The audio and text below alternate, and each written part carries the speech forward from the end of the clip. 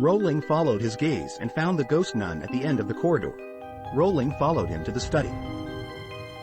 Although she did not see the nun, the strange scene in the room told him that it would be dangerous to stay here. When Rowling was about to leave, the nun suddenly closed all the doors and windows. Rowling bravely asked his name, but the nun pointed to Ed in the corner of the room. Ed said sorry to his wife and then was pierced through the chest by a tree trunk and died. Rowling screamed when she woke up from her sleep. She realized that everything was just a dream. When the scene turned, a TV reporter came to see Peggy. He learned about the incident from the report submitted by the police. If there were still supernatural phenomena in the room, TV might be the best way to get help. Peggy was moved by him and cooperated with him to shoot a news report. The situation of Peggy's family attracted widespread attention from the society. Among them, a man named Morris came directly to Peggy's house. He is a paranormal investigator who has seen many paranormal phenomena. To find out the details, Morris and the reporter interviewed Janet. The reporter, an atheist, shouted that ghosts wanted to talk to him, causing Janet's expression to suddenly become weird. The voice also became a rough male voice. His consciousness had been occupied by the ghost of the old man in the room. Morris naturally noticed this change. He asked the other party what his name was and why he came here. The man said that his name was Bill and he had been dead for many years.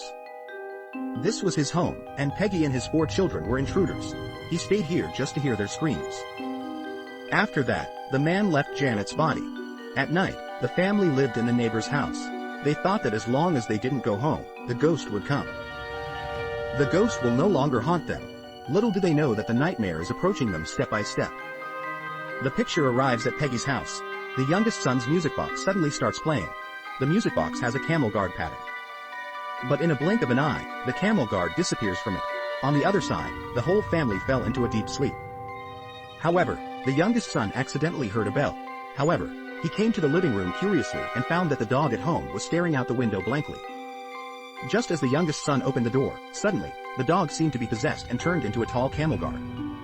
Suddenly, the little son shouted and woke everyone up. Everyone did see a tall figure, but when he got closer, he found that it was Janet with a fierce face. Everyone roared and then collapsed to the ground. The scene changed. The church told Ed and his wife what happened in Peggy's house. They were not sure whether it was a real supernatural event or a hoax, so they wanted to send 2 people to find out. Rowling was very resistant to this task. Evil Lynn had warned her more than once. She really didn't dare to gamble with her husband's life, but Ed promised not to. They would only observe. If any danger occurred, the case would be transferred to the church and then immediately. Rowling couldn't get away from it, so she had to agree. The next day, the couple came to Peggy's house. Peggy locked Janet's bedroom with a chain because most paranormal phenomena are centered in this room. Ed walked into the room and found many crosses hanging on the walls of the bedroom. These were all made by the neighbors, but from Peggy's eyes, he could see that these crosses had no effect at all.